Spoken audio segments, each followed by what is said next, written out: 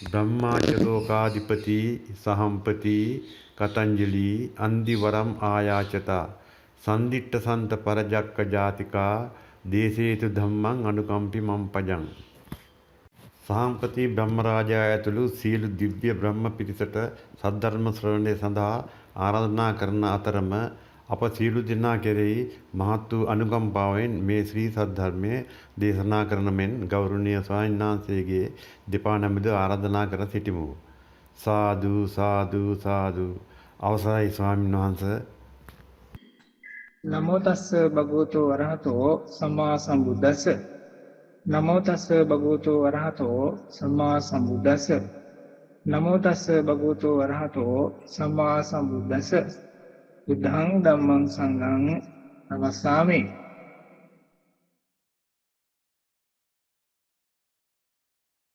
සබ්බේ ධම්මා අනාත්තාති යදා පඤ්ඤාය පස්සති අත නිබ්බින්දති දුක්ඛේ ඒ සමග්ගෝ විසුද්ධිය ආතීති.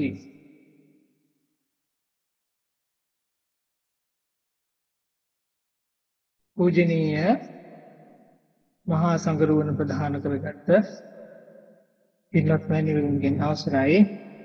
ප්‍රධාවන්ත පින්තුණී, මහා සතිපට්ඨාන සූත්‍ර දේශනාව කේන්ද්‍රගත කරගත්ත අපක්ෂපාතී නිරීක්ෂණය කියන මාතෘකාව යටතේ පැවැත්වෙන 64 වෙනි භාවනා උපදේශන වාරයටයි ඔයත් මේ සම්බන්ධ වෙලා ඉන්නේ. පෞගිය සතිය වෙනකොට අපි මේ සාකච්ඡා පෙළේ සූත්‍ර දේශනාවේ ධම්මානුපස්සනාව කියන කොටසෙත් චතුරාර්ය සත්‍ය කියන කොටස තුල තියෙන දුක්ඛ සමුදය ආර්ය සත්‍ය සාකච්ඡාවට ලක් කළා. හෙතනදී අපිට හම්බ වෙච්ච විශේෂ කාරණාවක් තිබුණා. අපි ධර්මය හදාරන අය හැටියට අහලා තියෙනවා තණ්හාව තමයි අපේ මේ සංසාරික ගමනට හේතු වෙන කාරණේ කියලා. ඒ තණ්හාව ඇති වෙන එක ගැන අපි පටිච්චසමුපාදය ගැන දන්නේ නැතු හන්දා ස්පර්ශ ප්‍රත්‍ය වේදනාව ආදී කාරණා හින්දා බවත් අපි අහලා තියෙනවා. වගේම අපේ හිතවලක් තියෙනවා. සූත්‍රය අරගෙන ගත්තාම පින්නතුනේ අරගෙන බලපුවාම බුදුරජාණන් වහන්සේ තණ්හාව ඇති වෙන දේ ගැන ටිකක් තවත් නිර්වචනයක් දෙනවා. ඒක හරියට කිව්වොත් ප්‍රායෝගික අර්ථයෙන් කියලා කියන්න පුළුවන්. කත්ත තණ්හා උපජ්ජමානා උපජ්ජති කියලා. කොහෙද තණ්හාව ඇති වෙන්නේ? තණ්හාව පවතින්නේ, තණ්හාව පිහිටන්නේ කියලා අහනවා. අන්න එතකොට තථාගතයන් වහන්සේගේම පිළිතුර වෙන්නේ යං ලෝකේ පිය රූපං සාත රූපං එත්තේසා තණ්හා උපජ්ජමානා උපජ්ජති කියලා. යමෙකුගේ ලෝකයේ තුල යමෙකු සාදා ගන්නා, සකස් කර ගන්නා තමන්ගේ ජීවිතයේ වටාවේ ඇති කර ගන්නා වූ වටපිටාව වපසරිය තුල යමක ප්‍රිය ස්වභාවයක් ඇද්ද, මන වඩන ස්වභාවයක් ඇද්ද, සැපයි කියලා හිතා ගන්නා වූ ස්වභාවයක් ඇද්ද, අන්න එතනයි තණ්හාව හටගන්නේ කියලා කියනවා. පිය රූපං සාත රූපං ඉත්තේසා තණ්හා උපජ්ජමානා උපජ්ජති. දැන් අපි මේ දේ ගලපා ගන්න ඕන ප්‍රායෝගික පැත්තට. ඇත්තටම ඔහොම කියනකොට ප්‍රායෝගික පැත්තට ගැලපිලා තියෙනවා. අර දේශනාවේ තියෙන කාරණාවන් වලට පටිච්චසමුපාදයේ ආකාරයට එහෙම අපි ගලපා ගන්න බලන්න ඕන. එන්නේ ඒක ගැනයි බුදු පියාණන් වහන්සේ ඊළඟට කියලා දෙන්නේ. මේ විදිහට ප්‍රිය රූපය සහ මන වඩන තමන්ට කැමති ස්වභාවයේ තියෙන, තමන්ට සැපයි කියලා හිතන, හොඳයි කියලා හිතන කාරණාව කොහෙද තියෙන්නේ කිව්වහම අන්න එතකොට කියලා දෙනවා ඇහැ ගාව තියෙනවා. කන ගාව තියෙනවා, නාසය ගාව තියෙනවා, දිව ළඟ තියෙනවා, ශරීරය ගාව තියෙනවා, හිත ගාව තියෙනවා. බාහිර රූපය ළඟ තියෙනවා, ශබ්දය ළඟ තියෙනවා, ගන්ධ සුවඳ ළඟ තියෙනවා, රසය ළඟ තියෙනවා, ස්පර්ශය ළඟ තියෙනවා සහ සිතවිල්ල නැත්තම් අරමුණ ළඟ තියෙනවා. තවත් එහාට යනවා රූපය දැක්කා නොවුනාට ඒ රූපය ගැන හඳුනා ගැනීමක් තියෙන්න පුළුවන්. ඒ සද්දය ඇහෙන දේ යම්කිසි කාරණාවක ශබ්දයක් ඇහුණා නම් ඒ ඇහිච්ච දේ අපිට මනාකොට අහන්න බැරි වුණාට අපි හඟින අපි තේරුම් ගන්න සංඥාවක් වශයෙන් ගන්න හඳුනා ගන්න යමක් තියෙන්න පුළුවන්. ඒ දේට අපි ප්‍රිය කරන්න පුළුවන්. ඒ දේ අපි හොඳයි කියලා හිතා ගන්න පුළුවන්. වෙනතුනේ මේ හොඳයි සහ ප්‍රියයි කියන වචනේ වර්ධවා තේරුම් ගන්නට එපා. භාවනා කරන ඇතෝ දන්නවා මේක ගැන. මේක තුල කියවෙන්නේ නැහැ අර හොඳයි කියලා කියන එක අපි කියමු උදාහරණයක් ඇටියට මේ හොඳ කියන එක පැණි රසට උපමා කළොත් එහෙම නරකයි කියන එක තිත්ත රසට උපමා කළොත් එහෙම මේක මේ පැණි රස ගැන විතරක් නෙවෙයි කියන්නේ. මේකේ තිත්ත රස ගැනත් කියනවා. ප්‍රිය ස්වභාවය මధుර ස්වභාවය කියන එක ඇහැට දකින්න රූපය තුල දකින්න මනාප වෙන්නත් පුළුවන් නොදක ඉන්න මනාප වෙන්නත් කනට අහන සද්දය අහන්න මනාප වෙන්නත් පුළුවන් නාහ ඉන්න මනාප වෙන්නත් දිවට දැනෙන රසය දැනගන්න මනාප වෙන්නත් පුළුවන් නොදැන ගන්න මනාප වෙන්නත් පුළුවන්. එතකොට මෙතන දැනගන්න එකත් අහන එකත් දකින්න එකත් නොදකින්න එකත් නාහන එකත් නොදැන ගන්න එකත් කියන මේ හැම කාරණාවකම තියෙන්නේ ප්‍රිය ස්වභාවය සහ මනාප ස්වභාවය. අහන්න මනාපයි නම් අහනවා අහන්න මනාපයි නම් අහන්නේ නැහැ. දකින්න මනාපයි නම් දකින්න ප්‍රියයි නම් දකින්නව බලනවා. එහෙම නැත්නම් ඒක බැහැර කරලා දාන්න උත්සාහ කරනවා. ඔන්න ඔතනයි තණ්හාවේ ආරම්භය. භාවනා කරගෙන යනකොට අපි සිහියට ප්‍රධාන තැන දීලා ඉන්න උනහම අපේ ශරීරයට ඉගෙන ගන්නවා ඒවත් එකින් ඉගෙන ගන්නවා ඔයානම් මනංගේ හැම එකක්ම කරගෙන බලනකොට අපි කරන ක්‍රියාවල් වල ගොඩක් වෙලාවන් වලට සතියෙන් ඉන්න පුළුවනි. නමුත් දුකක් තියෙනවා තාමත් ඉතුරු වෙලා. ඒක තියෙන්නේ කොහෙද කියලා බලනකොට බුදු පියාණන් වහන්සේ දැන් අපිට උගන්වනවා අති සූක්ෂම කොටස මොකද්ද?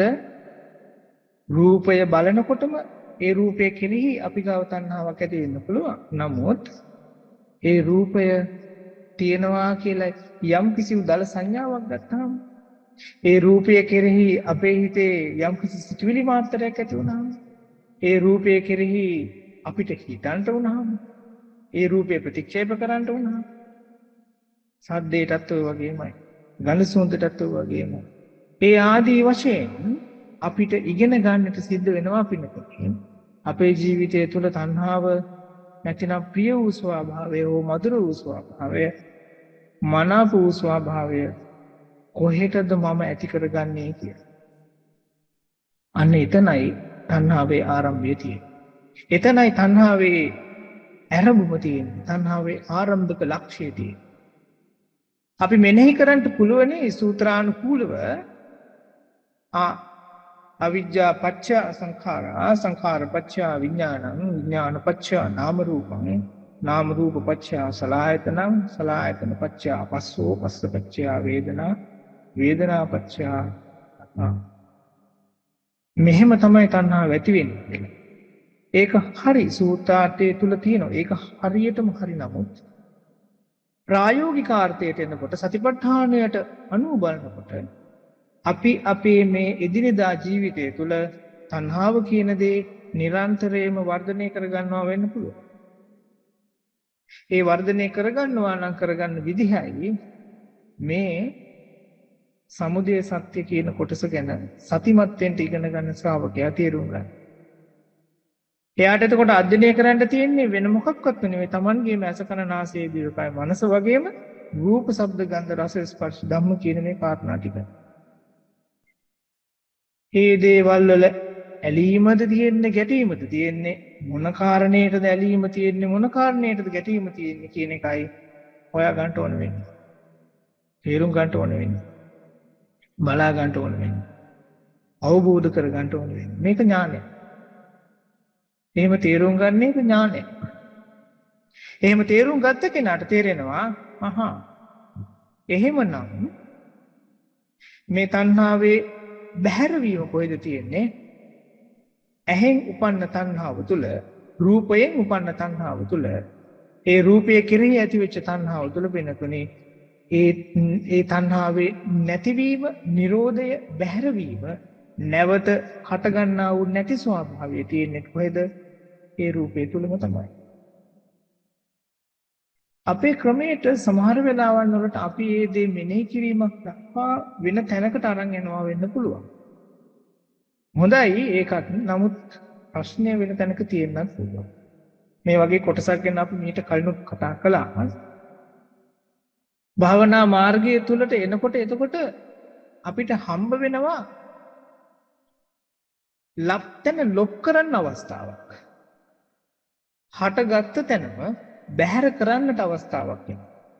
රූපය කෙරෙහි තණ්හාවක් ඇති කර ගන්නවාද? රූප සංඥාව කෙරෙහි තණ්හාවක් ඇති කර ගන්නවාද? රූප විතර්කය කෙරෙහි, රූප විචාරය කෙරෙහි තණ්හාවක් ඇති කර ගන්නවාද?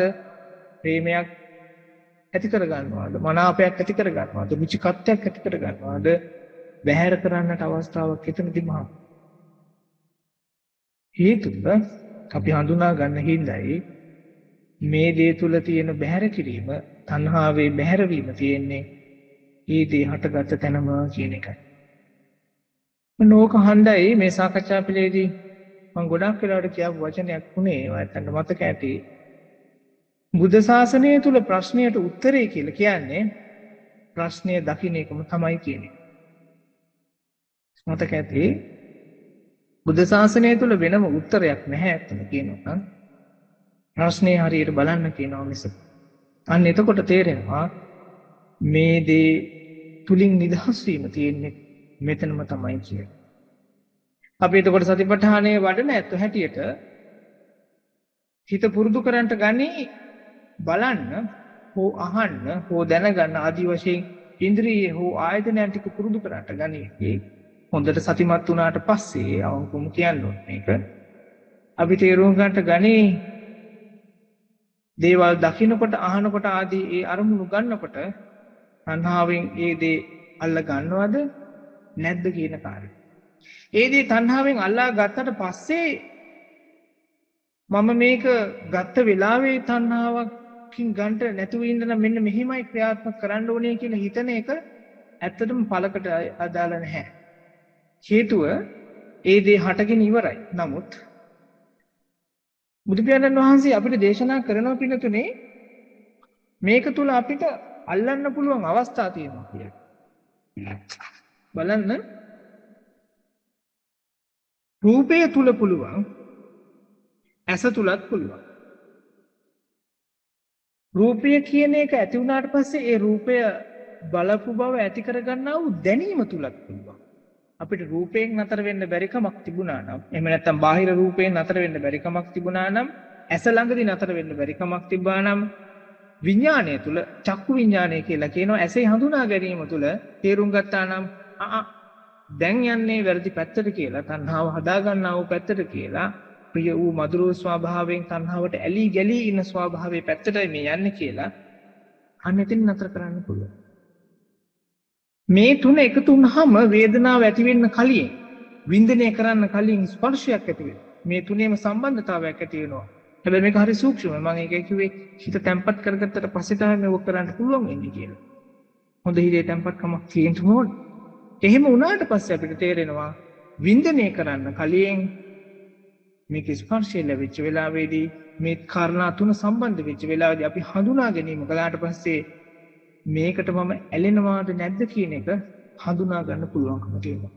එහෙම හඳුනාගත්තා නම් එතනමයි ඒ දේ නිදහස තියෙන්නේ. හැබැයි කෙනෙක්ට බැරි වෙන්න පුළුවනි රූපය කියන බාහිර කාරණාව තුලම තණ්හාව තියෙන විත්‍යක් තේරුම් ගන්න. හැබැයි එයා ඇහැගාවට එනකොටත් බැරි වුණා නම් මේ විඥානයේ අසත් රූපයත් විඥානයක් කියලා කියන මේ අවධියකින් බැරි වුණා නම් ඒ තුනේ එකතු වෙමින් හැදෙන ස්පර්ශයේ සිද්ධ වෙච්ච වෙලාවේදී ඒ රූපය දකින්න වෙලාවේදී එකනදී අල්ලගත්තා නම් එහෙම නැතිනම් එතරම්දි බැරි වුණා නම් ඒ දේ වින්දනය කරන අවස්ථාවදී අල්ලගත්තා නම් මම මේකට තණ්හා වෙනුවෙන් මේ අල්ලගන්නේ කියලා එතනින් එහාට මේ දුකේ ඇතිවීමක්. එතනින් එහාට මේ දුකේ ඇතිවීමක් නැහැ. නමුත් මේ තරම් කාලයක් දුකක් තියෙනවා. අවිජ්ජා පත්‍ය සංඛාරා සංඛාර පත්‍ය විඥානං විඥාන පත්‍ය නාම රූපං නාම රූප පත්‍ය සලආයතන සලආයතන පත්‍ය පස්සෝ කියන තැනට එනකම් මෙයා දුක හදාගන්න. ඒකට කාර්ය නැහැ.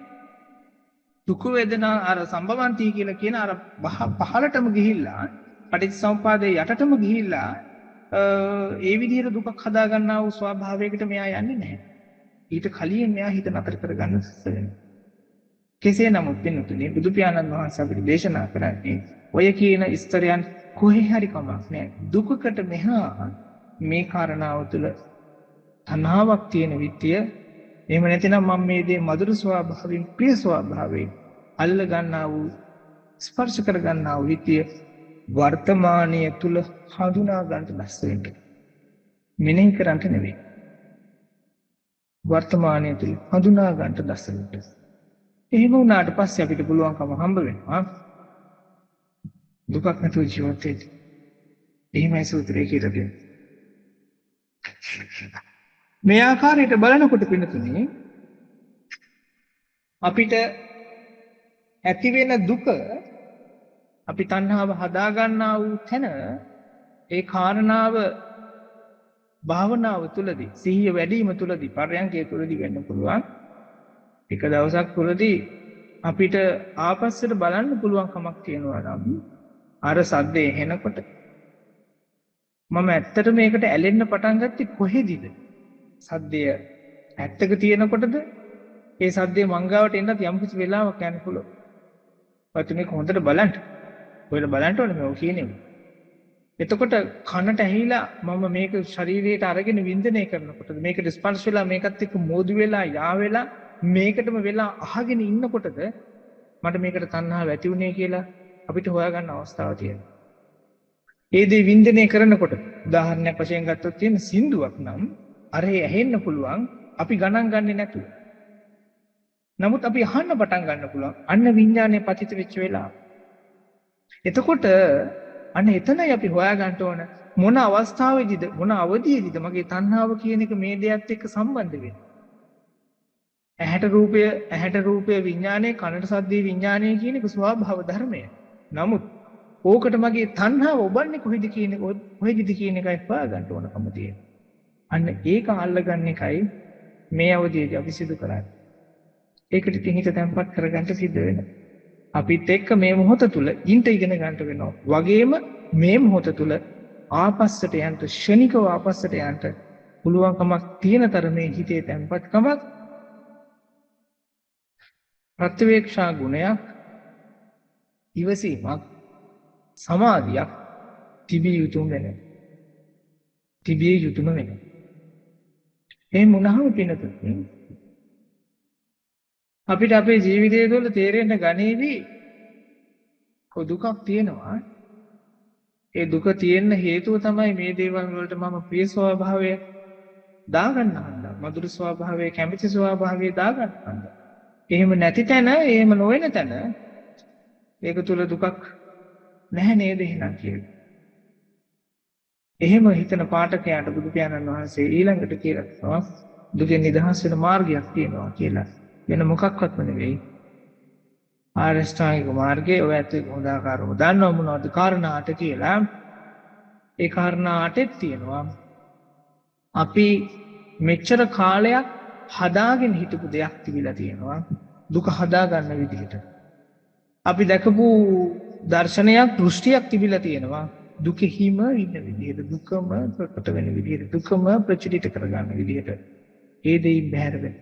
ඒ දෙයින් නිදහස් වෙනවා. අපේ සිතුවිල්ලක් තිබිලා තියෙනවා.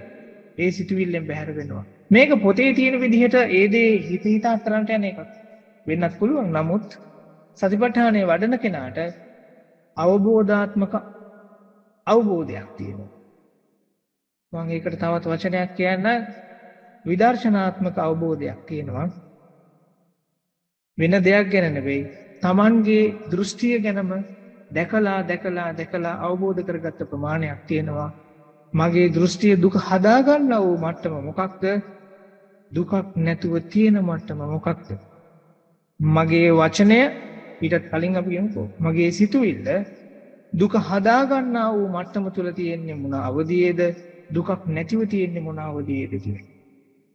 මොකද අපි ජීවත් වෙන්න ඕන ධර්මය අහලා පිළිපැදලා පුරුදු වුණාට පස්සේදී මරණකන් ජීවත් වෙන්න එපා. එහෙම ජීවත් වෙන්න කියලා දෙන ප්‍රතිපදාවයි මේ. ඊට පෙර ආතුව අපි කතා බහ කළා වෙන්න පුළුවන් පින්නතුනේ. හිතුවා වෙන්න පුළුවන් ජීවිතයේ අදහස් දරුවා වෙන්න පුළුවන් වැඩ කටයුතු කළා වෙන්න පුළුවන් වෑයම් කළා වෙන්න පුළුවන් ජීවිතයක් පැවැත්වුවා වෙන්න පුළුවන් යම් කාරණාවල බැසගෙන හිටියා වෙන්න පුළුවන් හිත පළපදියම් කරගත්තා වෙන්න පුළුවන් නොදැන. දැන් අපි ඒව දැනගෙන කරන්න පටන් ගන්නවා. දැන් අපි ඒවා ස්පර්ශ කරමින් කරන්න පටන් ගන්නවා. හඳුනා ගනිමින් කරන්න පටන් ගන්නවා. මොකක් නැතුවද? තණ්හාවක් නැතුව. දුකක් නැතුව. දුක හදාගන්නේ නැතුව තණ්හාව වඩා වර්ධනය කරගන්නේ නැතුව තණ්හාව වැඩි දියුණු කරගන්නේ නැතුව අපි ඉගෙන ගන්නවා මේ දේවල් එක්ක සාමයක් පවත්න්නේ කොහොමද කියලා. ලෝකයේ තියෙන කාරණාත් එක්ක නොඇලී නොගැටී ඉන්නේ කොහොමද කියලා අපි ඉගෙන ගන්නවා. අන්න එහෙම ඇති වුණාම ඒකට කියනවා සම්මා ඥාන සම්මා විමුක්ති කියලා. සම්මා ඥානෙ වෙන්නේ යහපත් වූ නුවණ වෙන්නේ. එතකොට අර තිබිච්ච ආර්ය අෂ්ටාංගික මාර්ගයේ තමන්ගේ ජීවිතය තුළ ක්‍රියාත්මක වෙනකොට අපිට පේන්න පටන් ගන්නවා දැක්කේ නැති වුණාට මේ මාර්ගයේ අන්ත දෙකක් තියෙනවා කියලා. තමන්ගේ වචනය කියන මාර්ගයේ අන්ත දෙකක් තියෙනවා. සිතවිල්ල කියන මාර්ගයේ අන්ත දෙකක් තියෙනවා. දෘෂ්ටිය අදහස කියන මාර්ගයේ අන්ත දෙකක් තියෙනවා. ආදී වශයෙන් මේ අන්ත දෙක අපිට පේන්න පටන් ගන්නවා. මග්ගා මත්ති ගමකෝන විජ්ජති. හරි ලස්සන ඇත්තටම විසුද්ධි මාර්ගයේ ඒ ගාථාව. මාර්ගයක් තිබ්බා වුණාට යන කෙනෙක් නෑ. කර්මයක් තිබ්බා වුණාට කරන කෙනෙක්. මේකේ මමෙක් නැති එකක් තියෙනවා. මෙතන ක්‍රියාවලියක් තියෙනවා. අවසානයේදී අපි අපේ හිත පතිත කරගන්නවා පින්නතුනේ. දුකක් රහිතව මේ ලෝකේ ජීවත් වෙන්නේ කොහොමද කියන එක ගැන නම කියන්න. දුකක් රහිතව මේ ලෝකේ ජීවත් වෙන්නේ කොහොමද කියන එක ගැන අපි හදාරන්නේ. අපි ඉගෙන ගන්න. අපි තීරුම් ඇති කරගන්න. ඒ වෙන දෙයක් හන්ද නෙවෙයි, වෙන කවුරුවත් කියාපු හන්ද නෙවෙයි.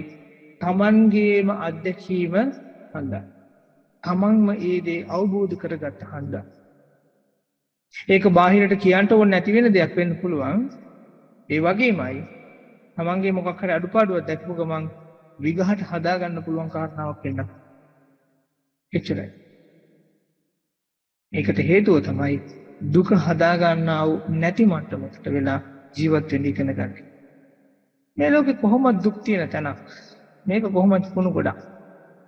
අසුචි වලක් හැටියට බුදු පියාණන් වහන්සේ මේක ගැන සඳහන් කරලා තිබුණා. කියලා තිබුණා. ඒක හින්දා ලෝකේ කොහොමද ප්‍රශ්න තියෙන්න පුළුවන්? හරදර තියෙන්නත් පුළුවන්, දුක් තියෙන්නත් පුළුවන්. ඒ කාරි නෑ. තීචාව. ශ්‍රාවකයා වෙච්ච බුදු පියාණන් වහන්සේගේ ශ්‍රාවකයාට හම්බ වෙනවා අලුත්ම වූ ජීවන ක්‍රමයක්. මේ ලෝකේ මොන දේ වුණත් මම මේ විදිහට හිටියොත් මට පුද්ගලිකව දුකක් නැහැ කිය. ඒ තැන තේරුම් ගත්තට පස්සේ සතිපට්ඨානය හන්දා ඒ තැනත් එක්ක ඉන්නේ කොහොමද කියන එක හදාරුවට පස්සේ සතිපට්ඨානය පුරුදු කරපු හන්දා ඒ කෙනාට ඒ අනුසාරයෙන් ජීවත් වෙන්න පුළුවන්කම තියෙනවා. ඒ දේ තුල මමත්වයේ බන්ධනයක් මමත්වයේ රැහැණක් නැති සබ්බේ ධම්මා අනාත්තාති යදා පඤ්ඤාය පස්සති.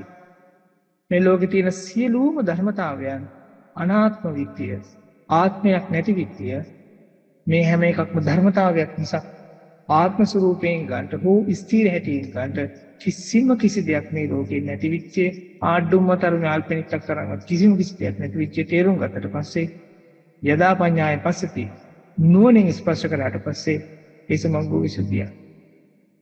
එයයි විසෝදයට නිවී සැනසීමට මාර්ගය. හැටියට අපි තේරුම් ගන්න පටන් ගන්නවා. බුදුරජාණන් වහන්සේ දේශනා කරපු ඒ ධර්ම මාර්ගය අපේ ධර්ම මාර්ගයේ බවට පරිවර්තනය වෙනවා. බුදු පියාණන් වහන්සේ දේශනා කරපු කල්යාණ මිත්‍රයා තමන් බවට පරිවර්තනය වෙනවා. මෙච්චර කාලයක් අපේ කල්යාණ මිත්‍රයා බුදුහාමුදුරු වුණා වෙන්න පුළුවන්, තවත් කවුරු හරි බණ කියලා දුන්න හාමුදුරු කෙනෙක් වුණා වෙන්න පුළුවන්. නමුත් දැන් වෙනකොට අපේ වචනයමයි අපේ කල්යාණ මිත්‍රයා. අපේ සිතුවිල්ලමයි අපේ කල්යාණ මිත්‍රයා. අපිමයි අපේ කල්යාණ මිත්‍රයා. අපේ කයමයි අපේ කල්යාණ මිත්‍රයා. අපිමයි අපේ කල්යාණ මිත්‍රයා. අපේ හිතමයි අපේ කල්යාණ මිත්‍රයා. කෙලෙස් නැතුව මේ ගමන යන්න බෑ. කෙලෙස් හන්ද තමයි අපි මේ දේවල් තේරුම් ගත්තේ. තණ්හාය නිසායි තණ්හාය පරික්කය. අපිට තණ්හාවක් තිබ්බ හන්දයි අපි තණ්හාව හඳුනාගත්තේ. අපි දුක ඇති කරගන්න බව හඳුනාගත්තේ. ඒකට තේරුම් ගන්නට වෙච්ච ප්‍රධානම සහ පළවෙනිම කාරණය උනේ මට තණ්හාවක් තියෙනවා කියන එකයි. මම දුක හදා ගන්නවා කියන එක. මට ඇලීම් තියෙනවා කියන එකයි. මම බැඳීම් වලට ලක් වෙනවා කියන එකයි. ඒ ඇලීම් වලට ලක් වෙන්නේ කොහොමද? බැඳීම් වලට ලක් වෙන්නේ කොහොමද කියන එක හොයාගෙන යන එකයි චතුරාර්ය සත්‍ය ඇතුළතදී අපිට කියලා දෙන්නේ. එතනදී හම්බ වුණා ඇහැ ගාවදී මම ඇලීම හදා ගන්නවා, බැඳීම හදා ගන්නවා. කන ගාවදී, නාසය ගාවදී, දිව ගාවදී, ස්පර්ශය ගාවදී, ශරීරය ගාවදී, සහිත ගාවදී. ඒ තැන් ටික දැක්කට පස්සේ එතනින් බැහැර වෙලා ඉන්න පුළුවන්ද කියලා ඉගෙන ගන්නට වුණාම තේරුම් ගන්නට වුණා, තේරෙන්න වුණා ඇහැ තිබ්බට රූපය තිබ්බට මං ඔය රූපය බලන්න උමනාව ඇති කරගත්තේ නැත්තම් මට දුක හදා ගන්න ඕනේ නැහැ කියලා. ආයෙනම් ඒ උමනාවත් ප්‍රශ්නයක්. අන්න විඥානයේ තේරුම් ගන්න පටන්. කනටත් ඔය වගේමයි. අනික් ඉන්ද්‍රියන් වලටත් ඔය වගේමයි. ඒ විඥානේ බැසගත්තට පස්සේ සමානක් වෙලාවල් වලට අපිට ඕක බලන්න ඕන වෙන්නත් පුළුවන්, ඕන නැති වෙන්නත් පුළුවන්. උදාහරණයක් ඇටියට ගමනක් යන වාහනයක තව වාහනයක් වේගින් යනවා. Taman දකින්න කැමතිම පාටක් තිබ්බ වාහනේ කවුරු හරි ලස්සන කෙනෙකුත් හිටිය කියලා අපි හිතමුකෝ. ඒකමට වගේ. ඒ රූපේ දැක්කේ නැති වුණාට ඒ රූපේ කෙරෙහි අපි විතර්ක කරන්න පටන් ගන්නවා. හිතන්න පටන් ගන්නවා. හරි ලස්සන දෙයක් මේ ගියේ. මටත් එහෙම එකක් තිබ්බනන්නේ. අපි උන් හිතලා ඇති උනක. ඒක ගැන ਵਿਚාර කරන්න පටන් ගන්නවා. එතකොට මේ රූපයක් දැකලත් නැහැ.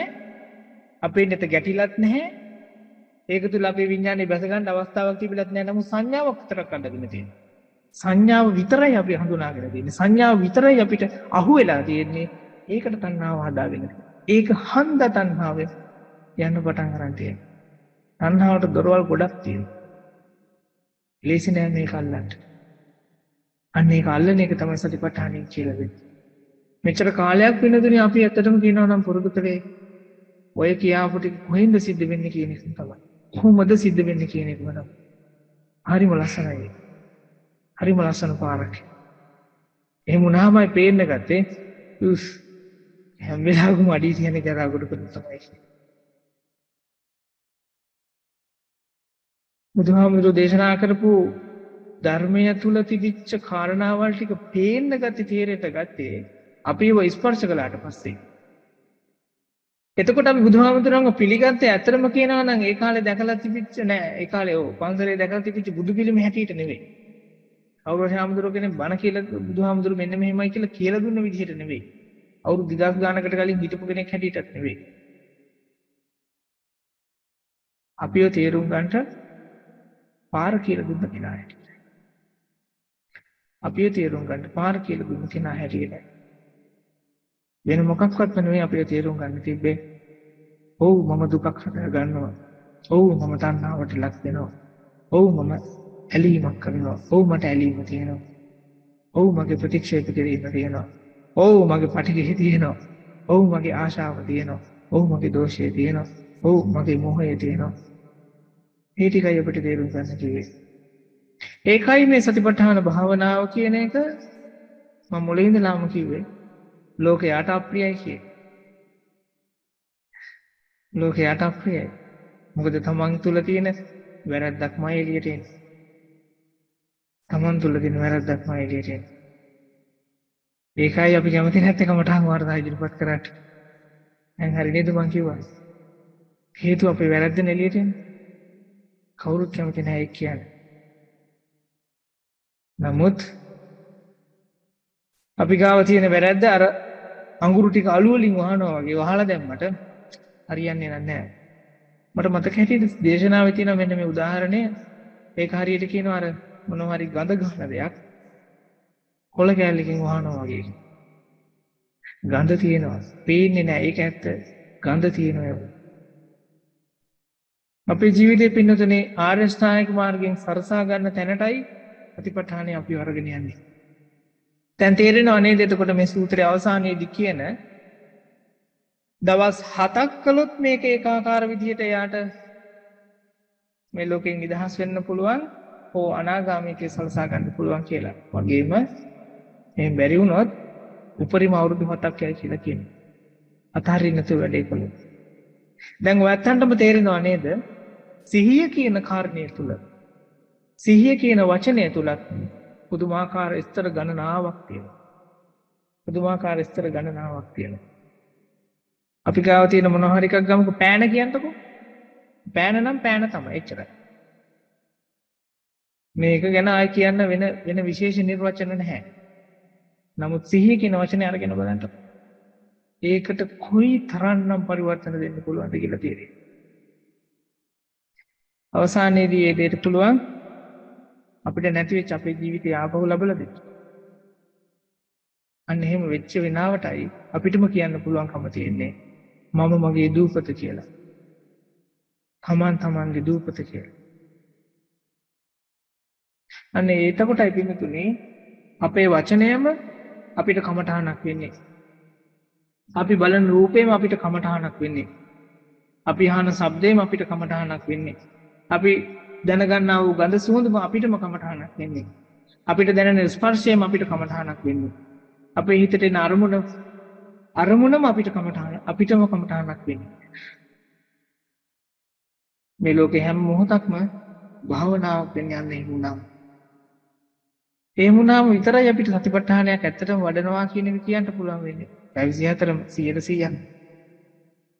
ඊට මෙහා තමයි අර අවුරුදු ගාණක් අපිට ඉන්ටර්ෆේස්.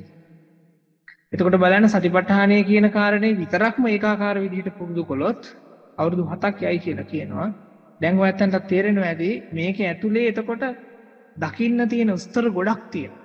අභ්‍යන්තරයට යන්න මේක තුන පුදුමාකාර ගැඹුරක් වගේම ගැඹීරත්වයක් තියෙනවා.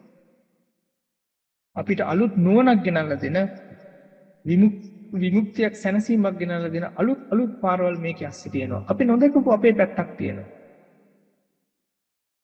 නමුත් රසපසකම් තියෙනවා නම් දවස් 7ක ප්‍රමාණවත් කියලා කියනවා.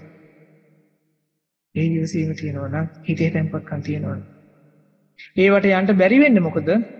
අපේම තියෙන උමනාය පාකම්. ඔය කියන දේ තමයි පිනොදනේ මේ මුළු සාකච්ඡාව පුරාවටම සාකච්ඡාවට ලක් කළේ.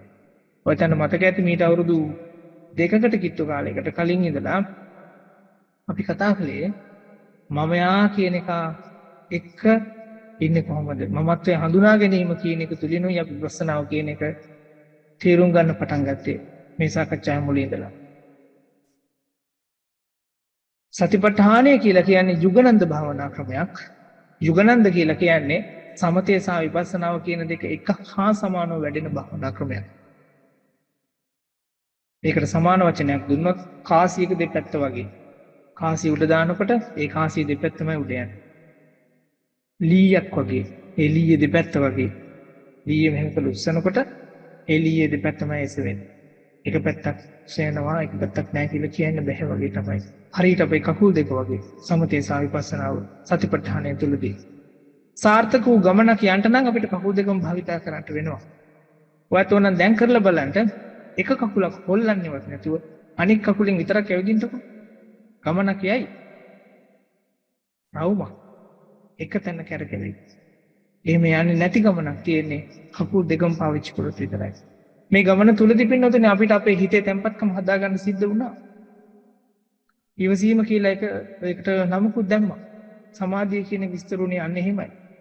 අපිට ඉවසන්නට සිද්ධ වුණා. ඒ ඉවසීම හින්දා අපි කරුණු කාරණා දැක්කට වඩා දකින්න පටන් ගත්තා. කලින් දැක්කට වඩා දකින්න පටන් ගත්තා. මේ දේශනා පිළිවෙල තිබිච්ච සුවිශේෂත්වයක් තිබ්බා. අර සුදස්සි ස්වාමීන් වහන්සේ කිව්වා මේදාවිගේ බණවල විශේෂත්වය තමයි කලින් දේශනාවට වඩා ඊළඟ දේශනාව බොහොම ලස්සනයි කිව්වා. ඒ දේශනාවට වඩා ඊළඟ එක තවත් ලස්සනයි. ඇත්තට මේක මගේ ආශ්චර්ය නෙවෙයි. ඒක ධර්මයේ ආශ්චර්ය. මේ ධර්මයේ අපි ගැඹුරට යන්න අපි මීට කලින් දැකලා නැති ලස්සන ලෝකයක් පේන්න පටන් ගන්නවා. ඒක එක හා සමාන වෙනවා. මොහොතේ ගැඹුරට යන්න අපි මීට කලින් දැකලා නැති විදිහේ පුදුමාකාර ලස්සන ලෝකයක් තියෙනවා කියලා අපි අහලා තියෙනවා. සමහරක් විට පින්තූර වල දැකලා තියෙනත් පුළුවන්. බුදු පියාණන් වහන්සේ පහාරාද සූත්‍රයේ දේශනා කරලා තියෙනවා. මේ සාකච්ඡා පිළි චුට්ට අපි කතා කරගෙන එනකොට කලින් එකට වඩා ඊළඟ එක ලස්සන උනේ පින්නතුනේ. ඒ තිබ්බ දේ තුලම තිබ්බට වඩා ගැඹුරක් අපි දකින්න පටන් ගත්තා. එන්නේ එහෙමයි අපි විපස්සනාව ස්පර්ශ කරන්න ගත්තේ. හිත තැම්පත් කරගත්ත හින්දා. ඉතින් ආන් ඒ ගමනකයි අපිට අවසානයක් වෙනකොට දැන් මේ හම්බ වෙන්නේ ආර්යශ්‍රාණික මාර්ගය කියන මේ කාරණාවල් ටික. ආර්යශ්‍රාණික මාර්ගයේ කාරණා 8 මොනවද කියලා ඔයාට දන්නවා. මම ආයි කියන්න ඕනේ නැහැ. ඇත්තටම කියනවා නම් කාලේ නිකන් මිඩම් කරන්න ඕනේ නැහැ. නමුත් ඒ හැම අවස්ථාවකම අපිට සතිමත් වෙන්න පුළුවන්ද කියන එකයි ඔයන්ට වැදගත් තියෙන්නේ. අන්න ඒ දේ හඳුනාගත්තා නම් පින්නතුනේ ආර්යශ්‍රාණික මාර්ගයේ කාරණා 8ම දැනගන්න ඕනත් නැහැ ඇත්තම කියන්නේ. ආර්යශ්‍රාණික මාර්ගය දැනගන්නත් ඕනේ නැහැ ඇත්තම කිව්වොත්. අපි අපේ ජීවිතේ ගත කරනකොට ඒ ගත කරන ප්‍රායෝගික ජීවිතේට මේ ධර්ම ප්‍රායෝගික කර ගන්නවා නම් අන්න එතනදී දුක හදා ගන්නවද දුකින් නිදහස් වෙනවද කියන ප්‍රශ්නාර්ථ දෙක. දුක හදා ගන්නවා නම් ඒ දෙයත් අපිට තේරෙවි. දුකින් නිදහස් වෙනවා නම් ඒ දෙයත් අපිට තේරෙවි. බාහිරට කියන්න නම් පුළුවන් දුකක් නැහැ මෙහෙමයි කියලා. අවංකවම තමන් දන්නවා ඇත්තට මොකක්ද තියෙන්නේ කියලා. මේක පින්නතුනේ තමන්ට තමන්ව පින්නන දහමක්. තමන්ව දකින්න දහමක්. තමන්ව හඳුනා ගන්න දහමක්. මේ ගමනේ අවසානයේට අපිට අපේ 100%ක්ම පේන්න පටන් ගන්නෙවි. ඒ වෙන මොකක්වත් හින්දා නෙවෙයි. අපේම අදහස දකින්න හින්දා. අපේම වචනය දකින්න හින්දා. අපේම සිතුවිල්ල දකින්න හින්දා. අපේම වැඩ කටයුතු දකින්න හින්දා. අපි උත්සාහ කරන විදිහ දකින්න හින්දා. අපි පවත්වන ජීවිතය දකින්න හින්දා. අපි හිත තැම්පත් කරගන්නේ මොන වගේද කියලා දකින්න හින්දා. අපි අරමුණු කරන්නේ මොනවද කියලා දකින්න හින්දා. අන්න ඒක දකින්න එකටයි අපි කිව්වේ අපක්ෂපාතී නිරීක්ෂකයා වෙන්න ඕන කියලා. එයාට විතරයි අර දේවල් ටික බලන්න පුළුවන්. මීට කලින් අපි මේ දේ කරන කෙනා වුණා. දැන් එහෙම නැහැ. කරන කෙනාව පැත්තක තියලා අපි පැත්තක ඉඳලා බලාගෙන ඉන්නවා. මේ සංදර්ශනයේ දිහා. එන්නේ ඒ ගමනකයි පිළිබිනේ අපි මෙච්චර කාලයක් මේ දැවෙන්නේ. ආන්ගේ ගමනටයි අපි කිව්වේ සතිපට්ඨානය කියලා. සිහිය පිහිටුවීම කියලා. ඒ සිහිය පිහිටුවීමෙන් ලැබුණේ අසිහියෙන් හිටිය අපිට සිහියෙන් හිටිය අපිට තවත් ගැඹුරු සිහියක්. එච්චරයි. අන්න ඒ නුවණ පහළ වුණාට පස්සේ අපිම නිදහස් වෙන්න ගත්තා අපේ දුකෙන්. අපිට නුවණ පහළ වෙන්න ගත්තා. මෙහෙම අදහස් දරන එක, මෙහෙම කතා කරන එක, මෙහෙම හිතන එක, මෙහෙම වැඩ කටයුතු කරන එක ආදී මේ දේවල් වල තමයි දුක තියෙන්නේ. එhmenan ඒ නිදහස් විය යුතුයි කියන්නේ. එහෙම නිදහස් වුණාට පස්සේ ඒ නිදහස් වීමේ මට්ටම් ටික අපි තේරුම් අරගෙන ඉන්න පටන් ගත්තා. මේකෙන් කියවෙන්නේ නැහැ පින්නතුනේ වැරදි සිදු වෙන්නේ නැහැ කියන්නේ. කාර්ය නැහැ වුණත් ගාණක් නැහැ. සිද්ධ වෙන්නත් ඕන. ඒකක්වත් අපේ ජීවිතේ පල්ලෙහාට ඇදලා දාන්න පුළුවන් කාරණා නෙවෙයි.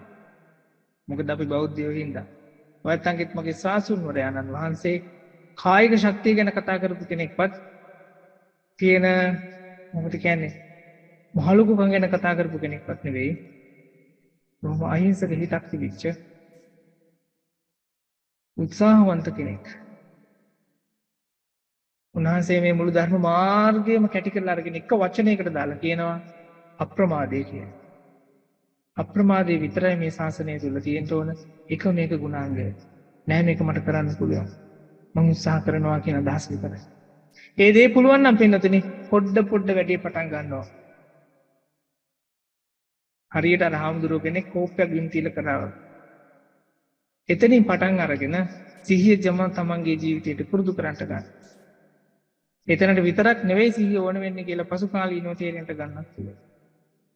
එහෙම තේරීගෙන යන ගමනේදී අවසානයේදී හම්බ වේවි මේ පුහුණුවේ අවසානයක් වෙනකොට තමන්ගේ ජීවිතය තුළ කරන්න කියන හැම කාරණාවක්ම පුදුමාකාර වැදගත්කමක් වටිනාකමක් තියෙන එකක් කියන්නේ. එහෙම තේරිච්ච දවසට පින්නතුනේ ඕම නෙවෙයි මොන જાතියෙන් කිව්වවත් මොන සක්‍රයටවත් එයාව තණ්හාවකට යට කරන්න බෑ. එයා හින්දා දුකක් හදලා දෙන්නත් බෑ. එයාට දුකක් හදවන්නත් බෑ. එසේ වන්තෝ දුක්ඛස. එතනමයි දුකේ නිමාව. ඉතින් ඔන්න ඒ කියන කාරණාවයි මට ඔයයන්ට කියන්න ඕනකම තිබ්බේ. මෙච්චර කාලයක් අපි මේ කියන සතිපට්ඨාන සාකච්ඡාව කරගෙන ආව. දැන් අවුරුදු දෙකකට කිට්ටු කාලයක්. එක්තරා දවසකදී රංජනී දේදු කුමාර නෝනා මට කෝල් එකක් අරන් කතා කරලා කිව්වා ඊට අවුරුදු දෙකකට විතර කලින් අපේ හාමුදුරනේ එක ගෲප් එකක් තියෙනවා ධර්ම සාකච්ඡාවක් කරන ඔබ සතිය ගැන කතා බහ කරන හින්දා සම්බන්ධ වෙමුද කියලා හැවුවා. මට ඇත්තට විශ්වාසයක් තිබ්බේ නෑ ගොඩක් දුර යන්න පුළුවන් වේවි කියලා. මං කිව්වා ට්‍රයිල් වර්ෂන් එකක් හැටියට කරමුයි කියලා. මගේ ඇත්තටම අර බෝඩ් එකක් තියෙනවා ඒකේ තියලා තියෙන්නේ හැම එකක්ම එක්ස්පෙරිමන්ට් එකක් කියලා. අපි නිකන් අත්හදා බැලීමක් හැටියට එකක් කරලා බලමු කියලායි පටන් ගත්තේ. ඒක දිගට ගියා.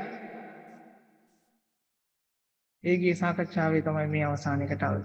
මැදකදී කොහොම හරි යෝජනාවක් ආවා සතිපට්ඨාන සූත්‍රය සාකච්ඡා කරමු නේ ස්වාමීන් වහන්සේ කියලා. මම ඉතින් ඒක පටන් ගත්තා. සමහරක් විට මම දේශනා කරපු එක හෝ කියාපු එක නොතේරෙන්නත් පුළුවන්. හේතුව මම බණ කියන්න දසහම්දුරු කෙනෙක් නෙවෙයි. ඉතින් දන්න කියන ප්‍රමාණයෙන් කියලා දුන්නා. ඇත්තම කියනවා නම් සමහරක් වෙලාවදී මම ඉතින් කිව්වේ කුතිබ භාෂි කියන එක ටිකක් පැටලි සහගතයි කියලා. ඉතින් ඒකට සමාවෙන්න තෝරන.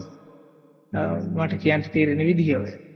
ඉතින් මේ විදිහට කරලා මේ සාකච්ඡාව මේ තරම් දුර අරගෙන ආයේ වගේම ගෲප් එක උනත් මම එක්තරා විදිහකට යම්කිසි පරිපාලනයක් කළා කියලා කියන්න පුළුවන්. මොකද ඒක තුළ අර සාමාන්‍ය මාධ්‍ය ජාලාවක සමාජ මාධ්‍ය ජාලාවක තියෙනවා වගේ නිකන් ඕන එකයි එපා එකයි ආදී වශයෙන් එහෙම දාන්න අවස්ථාවක් දුන්නේ නැහැ. හේතුව තමයි සතිපට්ඨානෙන් බැහැරට යන්න හිත තියෙන අවස්ථා වැඩි හින්දා. මට උමනාවක් තිබ්බා මේ කියන ගෲප් එක විතරක්වත් සිහිය ගැනම කතා බහ කරන එහෙම එකක් වුණොත් හොඳයි කියලා. මොකද අනිත් දේවල් කතා කරන්න ඕන තරම් දේවල් තියෙනවා. ඉතින් ඒ කාරණාවත් එක්කයි අපි මෙතනට ආවේ. නැත්නම් බොහෝමයක් මට උදව් කළා. මේ ස්ථානයට අතරම කියන සාසනික වශයෙන් උදව් කළා. මේ ස්ථානයට ඊට පස්සේ බලා කියා ගන්නා වූ දේවල් වලට බෙහෙත් හේත් වලට ආදී හැම දෙයකටම මේ හැම එකටම ප්‍රධාන වුණා තුන්දල විමල ඥාන ස්වාමීන් වහන්සේ. උන්වහන්සේ තමයි මට මහින්ද අමුගොඩ මහත්තයාවයි අංජනී දේදු කුමාර නෝනවයි සම්බන්ධ කළේ. එයාටගේ යාළුව තමයි අනික් උදව් පදව ටික කොහොම ටික කළේ. අද වෙනකම බලා කියා ගන්න. සහ මේ ගමේ කීප දෙනෙක් ඒ දෙයට සම්බන්ධ වුණා. එතම කියන බොහෝ පිරිසක් සම්බන්ධ වුණා. නම් වශයෙන් නොකියුවා වුණාට. ඉතින් එහෙම ආපු ගමනක අර මම බාරගත්ත කටයුත්ත මම අදට හෝ අදින් සාර්ථක අවසන් කළා කියලා කියන්න සන්තෝෂයි. සතිපට්ඨාන සූත්‍රය අද වෙනකොට සම්පූර්ණයෙන් සාකච්ඡා කරලා නිමාවක් ගත්තා. සාකච්ඡා කරගෙන යනකොටත් යම් කිසි විදිහේ හැලහැප්පිලි තිබුණා නැතුවම නෙවෙයි. නමුත් බාරගත් කාරණාව කරගෙන යන්න තිබිච්ච වුමනාව වින්දා ඒක අර පුරුද්දක් වගේ තිබ්බේ ඉන්න මම දිගටම කරගෙන ආවා. ඒ වෙනුවෙන් උදව්පදව් දුන්න ඔයත් සෑම සිව් දිනාටම අනේක වාරයක් පිසිද්ධ වෙන්න ඕන. මොකද මේකෙන් මම අර මීට කලිනුත් කිව්වා වගේ ඔයත්ෝ මගේ මොන හරි ඉගෙන ගන්නත් ඇති. ඊටත් වඩා දෙයක් මම ඔයත්ගෙන් ඉගෙන ගත්තා. ඉතින් ඒක මට නිහතමානීව කියන්න පුළුවන්. මොකද සිහිය පිටවාගෙන යනකොට තිබිච්ච අඩලු හුඩුකම් හෝ ඒ දේවල් ගැන සලකන්න ඕන විදිහ ආදී වශයෙන් ඒ දේවල් නැවත තේරුම් ගන්නට ඔයත් මට හොඳ අවස්ථාවක් දුන්නා. ඒ කාලේ මම හිතලා හෝ ඒ කාලේ මම අධ්‍යයනය කරලා හිතින් යටපත් වෙච්ච මොන හරි කාරණා තිබුණා නම් ඒ ටික උලුප්ප ගන්න ඔයත්ගේ ප්‍රශ්න හේතු වුණා. බොහොම පිං ඒකට. මට මතකයි අජන්ච හාමුදුරුවෝ එක බණක තිබුණා. ඔබ වහන්සේගෙන් එයාගේ ප්‍රශ්නයක් අහනවා ඔබ වහන්සේගේ ගෝලයන්ට ඔබ වහන්සේ මොනවද කියලා දෙන්නේ කියලා. උන්වහන්සේ කියනවා මම ගෝලයන්ට උගන්වන්නේ නැහැ. ගෝලයන්ගෙන් මම ඉගෙන ගන්නවා කියලා. හරි ඒ කතාව. ඒ කාලේ මම ඒක අනුමත කරේ නැහැ. නමුත් දැන් ඇත්තටම අනුමත කරනවා. ඇත්ත ඒ කතාව. ඒක තමයි කරන්නේ. ඒක කරන්න පුළුවන්. එහෙම නම් හරි විගස්. ඉතින් මේ ගමන මෙච්චරක් දුරට එක් කරගෙන ආපු අංජනී මෑණියොත් මහින්ද මහත්තයත් සහ මේ සාකච්ඡාව ඇත්තටම කියනවා නම් මට පූජා කරපු කුසුම මෑණියොත් ඒ සම්බන්ධයෙන් මුල ඉඳලාම පුදුමාකාර වෙහසක් දරලා මේ වීඩියෝ ටික රෑ තිස්සේ හදලා රෑ 11 12 විතර වෙනකන් හදනවායි කියලා මට ආරංචියක්. මේ දේවල් හදලා අන්තර්ජාලයට මුසු කරපු නිමල් මහත්තයාවත් ඒ වැඩ කටයුතු වලට උදව්පදව් දුන් සෑම සිල් දෙනාටමත් වගේම අපි පසුකාලීනව පටන් ගත්ත මේ සාකච්ඡාව ලියන්න කියලා ඒ වෙනුවෙන් මේ සාකච්ඡා පෙරේ ඉන්න බොහෝ පිරිසක් අපිට සහයෝගය දුන්නා. ඒකට සෑම සිල් දෙනාටමත් මේ ස්ථානයේ පුදුමහත් වූ කටයුතු වලට උදව්පදව් දුන්න බොහෝ පිරිසක් හිටියා. මේ සාකච්ඡාවේ ඉන්න ඇත්තත් එක්කම ඒ ඇත්ත සෑම සිල් දෙනාටමත් අනේක වාරයක් පින් සිද්ධ වෙන්න ඕන. ඔයත් වෙනුවෙන් ඇත්තම කියනවා නම් මම කල්පනා කළා කෘතවේදීත්වය මම දක්වන්න ඕන තවදුරටත් කියලා. ඒක හන්ද තමයි මීට මාසයකට කලින් පටන් ගත්තේ මේ සාකච්ඡා පිළිම මේ දේශනා ටිකම ආපහු ප්‍රචාරය කරන්නට මේ ආරණ්‍ය තියෙන අර YouTube නාලිකාව ඔස්සේ හවස 7යි කාලෙට. ඉතින් ඒ හැම එකක් තුලින්ම ජනිත වෙච්ච සීලූම කුසලය මම මේ ශාසනයට පූජා කරපු දෙමාපියන්ටත් වහන කරලා හොඳ නරක කියලා දුන්න අම්පිටිය අනුනායක හාමුදුරන්ටත් සමිත ලොකු හාමුදුරන්ටත් තායිලන්තෙට ගියාට පස්සේ මේ දේවල් මට උගන්වපු අජන් කේවලියතුරු හාමුදුරන්ටත් සිහිය ගැන මගේ හිතේ ස්ථිරත්වයක් හදලා දුන්න විමල ඥාන ස්වාමීන් වහන්සේටත් සිහිය කියන කාරණාව හරියටම සිදු කරන එක නිවැරදි කාරණාවක් බවට මගේ හිතේ පළපදියම හදලා දුන්න හේනේපුර නායක හාමුදුරුවන්ටත් අමතසිරි ස්වාමීන් වහන්සේටත් වගේම මේ තාක් දුරට මේ ගමන යන්නට උදව්පදව් කරපු අපේ සහෝදර කැලටත් මට යම් කිසි විදිහකට උපකාරයක් කළාද යම් කිසි විදිහකට අත්හිත දුන්නාද යම් විදිහකට මම ඇසුරු කළාද යම් කිසි කෙනෙක් ඒ සෑම සිව් දිනාටමත් ඔයත් සෑම සිව් දිනාටමත් මේ කුසලයේ අනුමෝදනා වේවා. ඔයත්ගේ ජීවිතවල නිවී සැනසීම පිණිසම සන්තෝෂයේ පිණිසම දුකෙන් නිදහස් වීම පිණිසම මේ සීලූම කුසල් උපකාරයක්ම වේවා කියලා අනුශාසනා කරනවා. සියලු දෙනාටම තෙපස. අන්දමයන් ධම්ම කථාය සාදුකං දදාමසේ සාදු සාදු සාදු අනුමෝදා